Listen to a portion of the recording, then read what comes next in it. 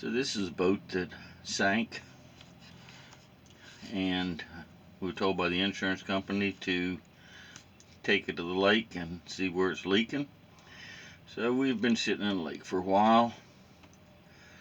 When we first put it in, that's how much water was in it.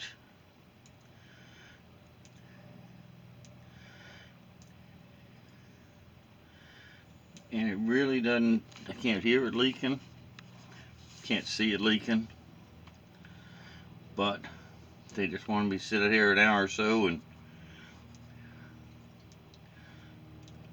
see if it takes on any water. So there's where it is. And we're